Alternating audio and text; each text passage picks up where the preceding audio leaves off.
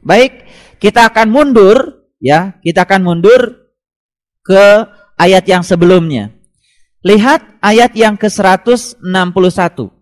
Ini membacanya mundur ya. Baik. Kul innani hadani Rabbi ila syirati mustaqim dinan qayyiman millata Ibrahim hanifa wa ma kana minal musyrikin.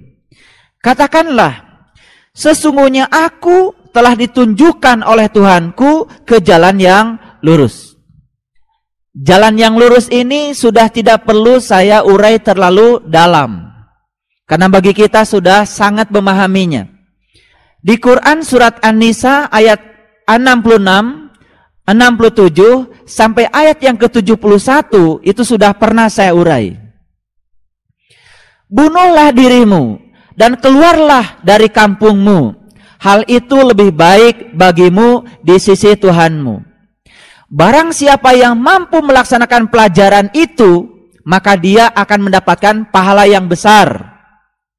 Dia akan ditunjuki ke jalan Syiratal Mustaqim, yaitu jalannya para nabi, para siddiqin, para syuhada, dan para sholihin.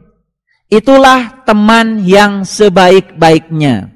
Jadi jalan yang lurus itu adalah jalannya para nabi, para siddiqin, para syuhada, dan para sholihin.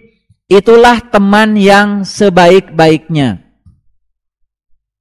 Kalau kita sudah berteman dengan orang-orang yang semacam itu, pasti akan terpengaruh kita dengan sifat-sifatnya. Saya mau cerita, di suatu daerah ada seorang petani jagung yang sukses. Suksesnya petani jagung ini karena dia telah mampu mengembangbiakan ya bibit jagung yang unggul. Dan kemudian bibit yang unggul ini dia tanam. Dan dia bisa menghasilkan jagung yang bermutu tinggi. Panennya berlimpah ruah. Yang aneh dari orang ini, aneh bagi kita, kebanyakan orang, justru setiap dia panen jagung itu, dia membagikan bibit jagung itu pada petani-petani yang ada di sekitar tanahnya beliau. Selintas bagi orang yang sempit pikirannya, wah, kalau semua orang di daerah ini nanam bibit yang sama, berlimpah ruah nanti jagung yang sama dengan kualitas yang sama, barangkali harga jagung akan turun. Kan begitu? Dan orang tidak akan mencari jagung yang bermutu ke tempat saya lagi, karena terlalu banyak orang yang menanam jagung yang sama. Ini orang yang berpikir, ya, yang berpikir sempit. Tapi orang yang berpikir luas, ternyata kesuksesan itu semakin dibagi, justru kita akan semakin sukses. Nah, apa rahasianya? Ketika orang ini ditanya, Bapak, kenapa Bapak membagikan bibit jagung itu kepada petani-petani yang di sekitar Bapak? Dia menjawab, kalau petani-petani di sekitar saya menanam jagung dengan bibit yang rendah kualitasnya, nanti akan terjadi penyerbukan silang. Sehingga jagung kualitas tinggi yang punya saya akan mengalami penyerbukan silang dengan jagung-jagung yang ada di sekitar ini. Akibatnya apa? Kualitas jagung saya akan turun drastis. Saya ingin agar semua petani di sekitar ini juga menanam bibit yang unggulnya sama dengan yang saya tanam. Ketika nanti terjadi penyerbukan silang, jagung yang punya saya tidak akan menurun kualitasnya, karena di sekitar saya mereka juga menanam jagung dengan kualitas yang sama. Inilah yang saya lakukan sebetulnya, membagikan jagung kualitas tinggi. Makanya saya datang kemana-mana, ini sedang membagikan jagung dengan kualitas tinggi. Harapannya nanti jagung-jagung kita yang ditanam ini tidak akan diserbuki silang oleh jagung-jagung kualitas rendah. Dan kita juga perlu lingkungan yang lebih baik. Perlu lingkungan yang kondusif untuk ya mengembangkan kualitas spiritual kita. Itu sebabnya kita kan disuruh oleh Allah untuk berdakwah, Ud'u ila sabili rabbika bil hikmah wal mau'idah wajadilhum billati hiya ahsan. Ajaklah saudaramu, temanmu, tetanggamu ke jalan Tuhanmu dengan cara yang baik kalau bisa. Kalau tidak bisa wal mau'idah, dengan nasihat. Ya kan? Kalau tidak bisa wajadilhum billati hiya ahsan. Seandainya harus berjidal, berdebat sekalipun tidak masalah. Sepanjang debat itu dilakukan dengan cara yang ahsan, dengan cara yang baik. Jadi intinya kita sedang membagi ya jagung dengan kualitas tinggi supaya bibit jagung yang kita tanam juga tidak teracuni, kan begitu, ya. Ini penting ini untuk saya katakan supaya kita sadar bahwa kita harus berbagi. Kesuksesan spiritual dibagi bukan semakin akan menurunkan kualitas spiritual kita, justru semakin akan membuat kualitas spiritual kita semakin berkembang dan bermutu. Baik, kita teruskan kajian ayat 161 ini. Sesungguhnya aku telah ditunjuki ya oleh Tuhanku ke jalan yang lurus. Ini yang berbicara siapa? Ya? Siapa yang berbicara? Yang jelas Nabi Muhammad kan? Ya. Yang jelas orang yang telah ditunjuki Allah ke jalan yang lurus. Orang yang telah mengerti jalan Shiratal Mustaqim. Bukan orang yang mengaku dirinya telah mencapai Shiratal Mustaqim, tapi orang yang sudah mengalami Shiratal Mustaqim. Orang yang sudah merasakan Shiratal Mustaqim. Teruskan.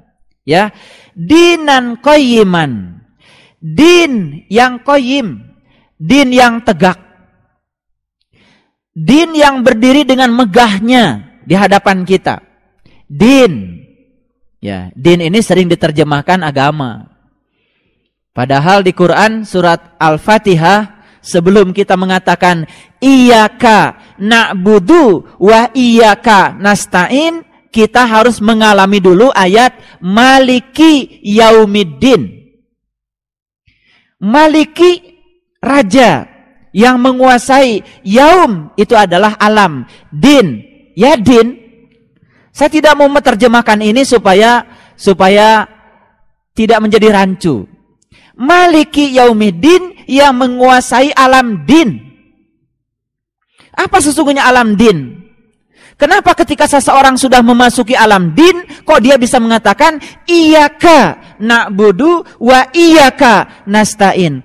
Hanya kepadamu aku menyembah, hanya kepadamu aku minta tolong. Berarti ketika seseorang memasuki alam din, dia akan sampai pada ka. Mengerti maksud saya? Hanya kepadamu aku menyembah, hanya kepadamu aku minta tolong. Kepada siapa kita menyembah dan minta tolong? Kepada apa yang sudah kita saksikan, kepada apa yang sudah kita alami, kita rasakan, kita jumpai di alam din.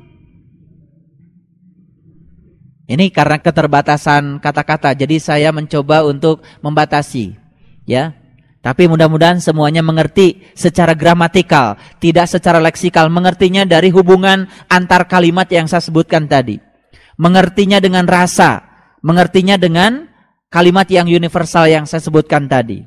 Baik, kita teruskan. Ya, dinan qayyiman. Ya. Ketika seseorang sudah mendapatkan Shirat al-Mustaqim, maka dia akan sampai pada dinan qayyiman, akan sampai pada Maliki Yaumiddin. Sampai dulu ke situ. Ya. Nah, itulah millah Ibrahim. Ya, itulah millah, itu sebetulnya metode. Milah itu adalah cara. Itulah cara yang pernah digunakan oleh Ibrahim. Metode yang pernah digunakan oleh Ibrahim. Jadi ternyata Nabi Ibrahim sebagai bapaknya para nabi telah menggunakan metode yang bernama Shirat al-Mustaqim. Itulah yang telah mengantarkan beliau pada dinan qayyiman, pada din yang tegak, din yang bangkit, din yang berdiri megah. Itulah Maliki Yaumiddin.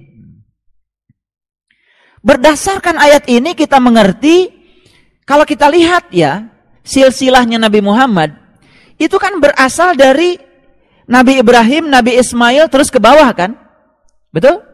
Jadi artinya Nabi Muhammad itu ya di jalurnya itu. Jadi kalau secara darah saja di jalurnya itu, pasti juga secara spiritual di jalurnya itu juga. Maka milah Ibrahim, ya, metodenya Ibrahim dengan metodenya Nabi Muhammad ya sama. Yaitu jalan Sirat al-Mustaqim. Nah, pelan-pelan saja, pelan-pelan karena kita akan mundur lebih jauh lagi ke bawah. Nah, maka ketika Ibrahim sudah mendapatkan milah, metode yang disebut dengan Sirat al-Mustaqim itu, Ibrahim bisa masuk pada dinan qayyim. Nah, ketika sudah masuk pada dinan qayyim, Ibrahim akan terbebas dari musyrik, terbebas dari syirik, ya kan? Makanya ya, jamaah haji juga untuk membebaskan dirinya dari syirik kan membaca labbaik Allahumma labbaik, labbaik la syarika laka labbaik. Aku datang memenuhi panggilanmu, aku datang ke rumahmu menjadi tamumu untuk membebaskan syirik yang ada padaku. Jadi sangat masuk akal Ibrahim itu dibebaskan syiriknya ketika beliau sudah masuk dinan qayyim. Ketika beliau sudah menggunakan milah, suatu metode yang disebut dengan Sirat al-Mustaqim. Ini Quran. Ya. Jadi banyak pokeb-pokeb yang mungkin tidak saya jelaskan karena terlalu banyak yang harus saya jelaskan hari ini, tapi ditangkap dengan rasa. Ya, karena kata-kata itu sangat terbatas. Baik, kita teruskan. Turun ke ayat yang 160. Ya, 160. Man jaa bil hasanati falahu asyru amsalihha wa man jaa bisayyiati fala yuzza illa mislaha wa hum la yudlamun. Barang siapa membawa amal yang hasanah, man jaa bil hasanati, barang siapa datang membawa kebaikan, falahu asyru amsalihha, bagi dia 10. Ini amsaliha, ini kan misal. Maka dia akan diberi 10. Nah, wa man jaa bisayyiati, barang siapa yang datang membawa kejelekan, fala yuzza illa mislaha, ya. Maka dia tidak diberi pembalasan melainkan apa yang dia kerjakan. Inilah Allah yang luar biasa. Kalau dia datang membawa kebaikan, diberi 10. Tapi kalau dia datang membawa kejahatan, tidak dilipat gandakan kejahatannya. Maha besar Allah, maha luasnya Allah. Ya, itu sebabnya Allah tidak bisa disifati oleh sifat-sifat kita, sifat-sifat makhluk yang rendah. Biasanya kalau kita yang membawa kebaikan, ya diberi kebaikan. Yang membawa kejahatan, kalau kamu baik pada saya akan baik padamu. Tapi kalau kamu macam-macam sama saya, lihat, itu. Jadi yang dilipat gandakan itu biasanya kebenciannya, kemarahannya. Itulah sifatnya manusia.